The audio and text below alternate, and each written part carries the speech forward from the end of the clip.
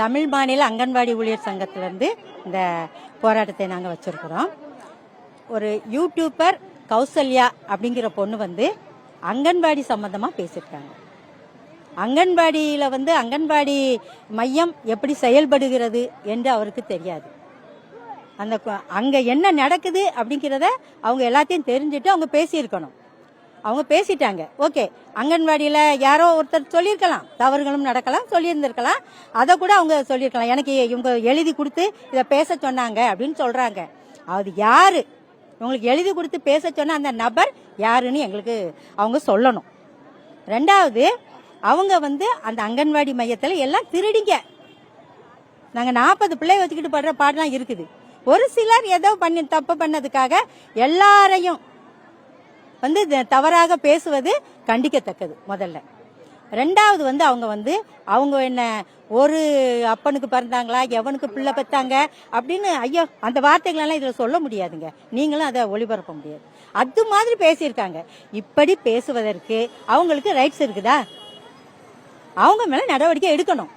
நாங்கள் 30 வருஷம் 40 வருஷம் வேலை பார்த்துக்கிட்டு இருக்கோம். இந்த அங்கன்வாடியில் வேலை பார்த்திருக்கோம்.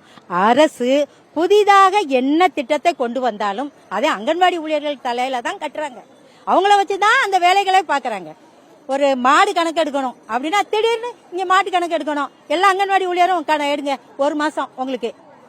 உடனே பள்ளிக்கூடத்தை விட்டுட்டு போறோம். குழந்தைகளை விட்டுட்டு அந்த அங்கன்வாடி மையத்தை விட்டுட்டு அந்த அரசு சொன்ன பணிக்காக நாங்க போறோம்.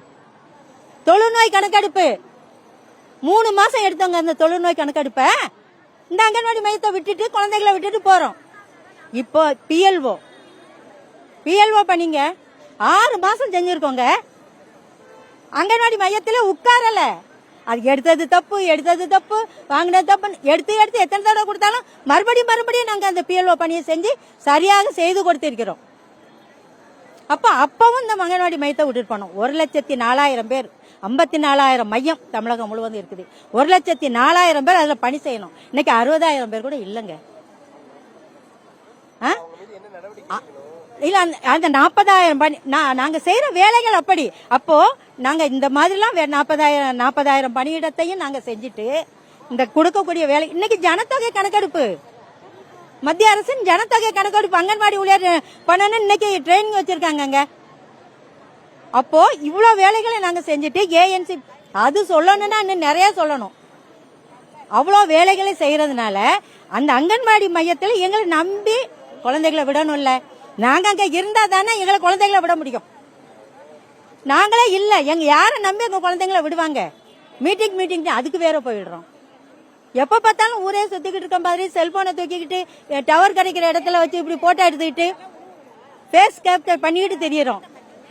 அப்போ எங்களை நம்பி குழந்தைகளை விடணும்னா ஒரு மையத்துல ஒரு உதவியாளரும் ஒரு டீச்சரும் இருக்கணும். ஒரு டீச்சரும் உதவியாளரும் இருக்கணும். அப்பதான் கொண்டுட்டு வந்து மையத்தில் கொண்டு விடுவாங்க. யாருமே இல்லாத இடத்துல பிள்ளை கொண்டு விடுது. இந்த கால் உடஞ்சு போச்சு, கை உடஞ்சு போச்சு, ஒன்னு கிள்ளி வச்சிருது, நுள்ளி வச்சிருது, கடிச்சு வச்சிருது.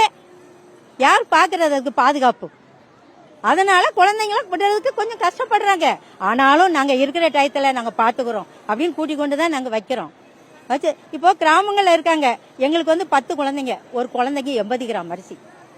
10 குழந்தைங்க ஒரு மையத்துக்கு அப்படின்னா 80 கிராம் அரிசி, 800 கிராம் அரிசி. ரேஷன் போடுறாங்க இந்த அரிசி தானே.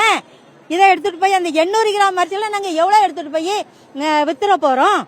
ஒரு குழந்தைக்கு 2 கிராம் எண்ணெய், 10 பிள்ளைக்கு 20 கிராம் எண்ணெய். இப்படி 20 சொட்டு தொட்டு வச்சா எவ்வளவு இருக்கும்? அவ்வளவுதானே எண்ணெய். உங்களுக்கு தெரியாதா 50 கிராம்ல 20 கிராம் எவ்வளவு இருக்குன்னு? கடையில் 50 கிராம் எண்ணெய் வாங்கினா எவ்வளவு இருக்கும்? அதுல 20 கிராம் எண்ணெய்னா எவ்வளவு இருக்கும்? அந்த 20 ஒரு குழந்தைக்கு 2 சொட்டு எண்ணெய் அவ்வளவுதான் கொடுக்கறாங்க. அதுலதான் நாங்க பண்ணிட்டு இருக்கோம். காய்கறிக்கு 44 காசு. 4 ரூபாய்க்கு காய் வாங்கி போட்டு 10 குழந்தைங்கன்னா எவ்வளவு ஆச்சு? 40 காசுக்கு என்ன காய் வாங்க முடியும்? 4 ரூபாய்க்கு சொல்லுங்க. நீங்க 4 ரூபாய்க்கு என்ன காய் வாங்க முடியுங்க? உங்களுக்கு தெரியாது அதுல. அப்போ இதையெல்லாம் நாங்க அதையெல்லாம் இல்லாம 1 வருஷம் 2 வருஷம் வரைக்கும் இன்னைக்கு வரைக்கும் காய் வாங்கின காசு கொடுக்கல. எங்க கையில இருந்து போட்டுக்கிட்டு இருக்கோம். 2 வருஷமா எங்க கையில இருந்து காசு போட்டுக்கிட்டு இருக்கிறாங்க. இதுக்கு இந்த திட்டத்துக்குள்ள எவ்வளவு விஷயங்கள் இருக்கு. அதையெல்லாம் நாங்க சொன்னா நல்லா இருக்காது. உண்மையிலே நல்லா இருக்காதுங்க. அதையெல்லாம் பொறுத்து இந்த அரசு நல்லபடியாக நடக்கணும். வருகிற அரசுகள் தான் நாங்க எல்லாத்தையும் மனசுக்குள்ள வச்சுக்கிட்டு சமாதானமா சரி நமக்கு ஒரு வேலை கிடைச்சிருக்கு, கணவனால் கைவிடப்பட்டவர்கள், கணவன் இறந்தவங்க, எஸ்சி தாய்மார்கள் நிறைய இருக்காங்க இதில். சரி, அவங்களுக்கு ஒரு வேலை, அந்த குழந்தைங்களை இதில் வளர்த்துக்குவாங்க. அந்த வேலையை நம்ம செஞ்சுக்கிட்டு அவங்ககிட்ட கேட்போம் அப்படின்னு தான் நாங்கள் இருக்கோம். ஆனால் இவங்க இது மாதிரி நீங்கள் எடுக்கலாம்னா சொல்லுங்கன்னா, இப்போ 10 குழந்தைங்க வராங்க, எங்களுக்கு 10 குழந்தை 20 குழந்தை கூட வச்சுக்குவோம். கிராமத்தில் ஒரு குழந்தைக்கு ஆஸ்பத்திரிக்கு போகும், ஒரு குழந்தைக்கு முடியலன்னு இருக்கும், ஒரு சிறு நோய் வரும், ஒரு வயிற்றால போயிடும், ஒரு எங்கேயாவது போயிருப்பாங்க. அந்த 10 குழந்தைங்கள ஒரு 2-3 குழந்தை வரல அப்படின்னு சொன்னா மத்தியானம் ஆஸ்பத்திரிக்கு போயிட்டு வந்து நிற்பாங்க. என் சோறையும் முட்டையும் எங்க அக்காட்ட கொடுத்துரு, எங்க அத்தை கிட்ட கொடுத்துரு. அவங்ககிட்ட கொடுக்காட்டினா மறுநாள் அந்த பிள்ளைய கொண்டு விட மாட்டாங்க. அவங்க முட்டை தானே, அவங்க மாமியார் கேட்கறாங்க, இந்தாங்கன்னு கொடுத்துட்டு போறோம். இவ்வளவு சோறு தானே, 80 கிலோமீட்டர் எவ்வளோங்க இருக்கும் சோறு. அந்த சோறு இந்த முட்டையும் கொடுக்கறதெல்லாம் எந்த இல்லை. எங்களுக்கு நாளைக்கு பிள்ளை வரணும், கொடுக்குறோம். யாராவது லீவ் லெட்டர் கொடுப்பாங்களா? என் பிள்ளை பள்ளிக்கூடத்துக்கு வராதுன்னு 2 வயசு பிள்ளைக்கு லீவ் லெட்டர் கொடுப்பாங்களாங்க? நீங்க சொல்லுங்க. இதையெல்லாம் அவங்களுக்கு சோறு இல்லைன்னு அனுப்பிட்டேன்னா மறுநாள் வரமாட்டாங்க. அவங்க வந்த பிறகு சோறு பொங்க முடியுமா? 800 கிராம் அரிசியில பாதி எடுத்து வச்சுட்டு பொங்க முடியுமா? சொல்லுங்க. அப்ப இதெல்லாம் இதுக்குள்ள அவ்வளவு விஷயங்கள் இருக்கு. இதெல்லாம் நாங்க சொன்னா நல்லா இருக்காது. கிராமங்களை எல்லாரும் அனுசரிச்சு போனாதான் நாங்க வேலை பார்க்க முடியும். எல்லாம் அவ்வளோ இருக்குது. இவ ஒண்ணு வேலைக்கு போறா, பேக்கத்துக்கு போட்டுட்டு சம்பளம் எவ்வளவோ சம்பளம் வாங்குறேன்னு நினைக்கிறாங்க. நாங்க எங்க சம்பளத்தை வெளியே சொல்ல ஒத்தப்படுறோம், வேற ஒண்ணும் கிடையாது. 20 வருஷம் முடிச்சவங்களுக்கு 7000 ரூபான்னு சொன்னா அது அதுக்குதான் இவ்வளவு பேக்க போட்டுட்டு ஒரு கொடை வேற பிடிச்சிக்கிட்டு போறாங்களா அப்படின்னு எங்களை கேட்பாங்க. உண்மையில பக்கத்துல இருக்கவங்க 7000 சம்பளத்துக்கு தான் இவ்வளவு பண்ணிட்டு போறாளான்னு. அதனால உங்களுக்கு எவ்வளவு சம்பளம்? 10,000? ஆமா. 20,000? ஆமா. அதத்தான் அப்படிதான் சொல்லுவோம், எவ்வளவு சம்பளம்னு சொல்ல மாட்டோம். நீங்க எவ்வளவுன்னு கேட்டாலும் நாங்க ஆமா அப்படின்னு சொல்லிட்டு போயிட்டே இருப்போம். ஏன்னா எங்க சம்பளத்தை வெளியே சொல்ல நாங்க சங்கடப்படுறோம். அப்படி நாங்க வேலை செஞ்சுக்கிட்டு இருக்கும் போது தாய்மார்களையும், கர்ப்பிணிகள், பாலூட்டும் தாய்மார்கள், வளரிளம் பெண்கள், சின்ன குழந்தைங்க பிறந்ததுல இருந்து சாகிற வரைக்கும் எல்லாத்தையும் பராமரிச்சுக்கிட்டு இருக்காங்க. எங்களை கடுமையான மன உளைச்சல் காலான என்ன செய்யறது நீங்க சொல்லுங்க. அந்த அம்மா அதனால அவங்க மேல நடவடிக்கை எடுக்கணும். அவங்க புகார் ஐஜி ஆபீஸ்ல கொடுத்துருக்கோம். சென்னை ஐஜி ஆபீஸ்ல புகார் கொடுத்துட்டோம். அவங்க நடவடிக்கை எடுக்கிறேன்னு சொல்லியிருக்காங்க. சொல்லிட்டு இன்னைக்கு 11 மணி இல்ல 1 மணி வரைக்கும் கூட நாங்க அதுக்குள்ள உங்களுக்கு சொல்றோம்னு சொன்னாங்க. சொல்லல. சரியா? அதனால அவங்க மேல நடவடிக்கை எடுக்கணும். அந்த அம்மா பேசிட்டு இப்ப என்ன சொல்லுது, என்னை மன்னிச்சுக்கோங்க அப்படின்னு ஒரு பதிவு போடுது. மன்னிக்கலாம் இல்லைன்ல. திரும்பவும் என்ன பண்ணுது, இவங்களும் அவங்களுக்கு பதில் போட்டிருக்காங்க. நீ எப்படி எங்க இப்படி சொல்லலாம், நாங்க இவ்வளவு வேலை பாக்குறோம், இப்ப நான் சொன்னேன் அதெல்லாம் போட்டிருக்காங்க.